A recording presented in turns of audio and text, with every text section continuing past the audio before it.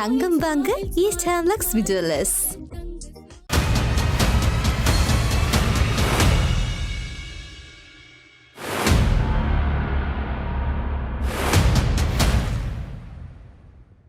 வணக்கம். மற்றொரு இன்றைய பதிவினூடாக இணைந்திருக்கின்றோம். 2015 ஆண்டில் தோல்வியடைந்தது பின்னர் ஸ்ரீலங்கா பொதுஜன பெரமுன கட்சியை 2016 ஆண்டு பிப்ரவரியில் பெசில் ராஜபக்ஷ உருவாக்கினார். அதனூடாக கோட்டாபய ராஜபக்ஷ முன்னிலைப்படுத்தப்பட்டார்.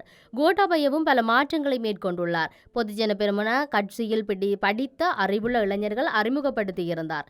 அனுரகுமார் திசாநாயக்கவும் கூட 3 வீதமாக இருந்த ஜேவிபியை மீள கட்டியெழுப்பி ஜேவிபியின் மற்றொரு முகமாக தேசிய மக்கள் சக்தி எனும் பெயரில் அறிவுள்ள கற்ற புதிய இளைய முகங்களை அறிமுகப்படுத்தினார். கோட்டாபய ராஜபக்ஷ அரசாங்கத்தில் பெண்களுக்கு வழங்கப்பட்ட முன்னுரிமையைப் போலவே அனுரகுமார் திசாநாயக்கவின் அரசாங்கத்திலும் பெண்களுக்கு அதிக முன்னுரிமை வழங்கப்பட்டுள்ளது. அதற்கு சிறந்த உதாரணமாக பிரதமர் ஹருணி அமரசூரிய காணப்படுகின்றார். ஜனாதிபதி தேர்தல் திகதிகள் அறிவிக்கப்படுவதற்கு முன்னரே பிரச்சாரங்களை ஆரம்பித்த அனுரகுமார் திசாநாயக்கவின் தேசிய மக்கள் சக்தி உள்நாட்டை விட வெளிநாடுகளில் பிரச்சார நடவடிக்கைகளை தீவிரமாக மேற்கொண்டது.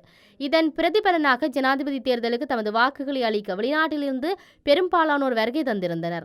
இதே பிரச்சார நடவடிக்கை தான் கோட்டாபய ராஜபக்ஷவும் கையாண்டார்.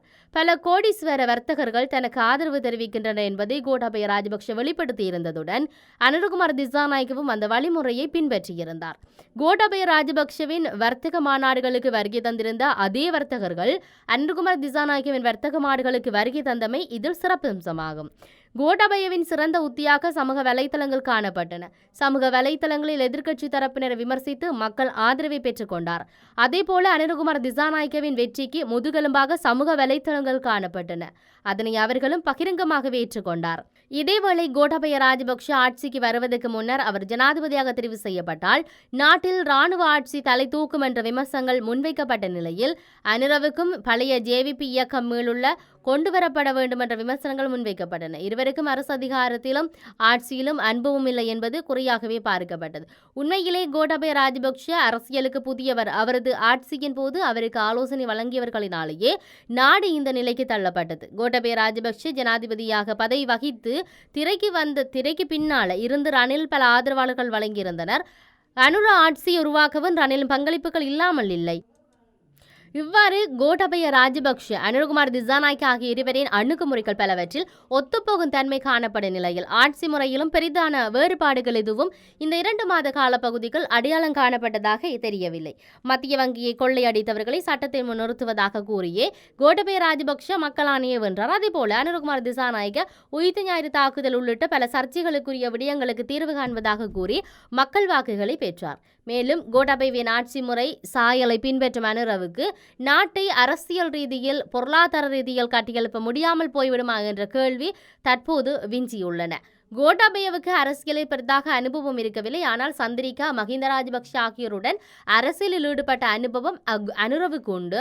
மக்கள் வாக்குகளை பெற்றுக்கொள்வதற்காக தேர்தல் மேடைகளில் பல வாக்குறுதிகளை வழங்கிய ஜேவிபி முகத்தோற்றம் கொண்ட தேசிய மக்கள் சக்தி அவற்றுக்குள் எதையும் இதுவரையில் நிறைவேற்ற அவர்களிடம் எந்த திட்டமும் இல்லை என்பது தற்போது தெளிவாகியுள்ளது.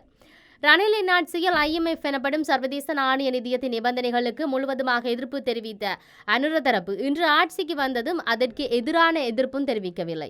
ஆகவே அவர்களின் கொள்கைகளுக்கும் அதனை நடைமுறைப்படுத்துவதற்கும் இடையே பாரிய இடைவெளிகள், சிக்கல்கள் காணப்படுவதை அனுர அரசாங்கம் தற்போது உணர ஆரம்பித்துள்ளது. இதேபோல கிடைத்த அதிகாரத்தை தக்க வைத்துக் கொள்ள அனுர அரசாங்கம் அனைத்து முயற்சிகளையும் மேற்கொள்ளும் என்பதில் எந்தவித சந்தேகமும் இல்லை. இலங்கையின் பொருளாதாரத்தை பரிசீலனை செய்து பார்க்கக்கூடிய நேரம் இதுவல்ல என்பதை அனுரகுமார் திசாநாயக்க பல இடங்களில் வெளிப்படையாகவே தெரிவித்திருக்கிறார். எனினும் அனுரவின் தெளிவான ஒரு பொருளாதார நோக்கம் இல்லை என்பது தெளிவாகிறது. அன்று தொடக்கம் சீனாவின் அரசியல் கொள்கைகள் தொடர்பில் அதிக ஈடுபாடு கொண்ட ஜேவிபி தற்போது தேசிய மக்கள் சக்தி எனும் பெயரில் ஆட்சி அமைத்துள்ளது. சீனாவில் காணப்படும் பொது உடைமை கட்சி, அதாவது கட்சிக்குள் அரசுக்குள் கட்சி என்ற நிலைப்பாட்டுடனான ஒரு ஆட்சி அமைக்க வேண்டும் என்ற ஆசையும் தேசிய மக்கள் சக்தியிடம் இல்லாமல் இல்லை. எவ்வாறாயினும் நாட்டின் பொருளாதாரம் என்பது சீரான பாதையில் பயணிக்க வேண்டும். அதனையே மக்கள் விரும்புகின்றனர். 76 வருடங்களாக மக்கள் பணத்தை கொள்ளையடித்த அரசியல் ஊழல்வாதிகளை தூக்கி எறிந்து மக்கள் அனுரவை தேர்ந்தெடுக்க காரணம் ஒரு வாய்ப்பை வழங்குவதற்காக மாத்திரமே. அனுரவின் கொள்கைகள் மக்களின் அடிப்படை தேவைகளுடன் ஒன்றியதாக அமைந்துள்ளது. அதுவே அனுர கோரிய மாற்றத்துக்கு, மக்கள் வழங்கிய மாற்றத்துக்கும் அதுதான் காரணமாக இருந்தது.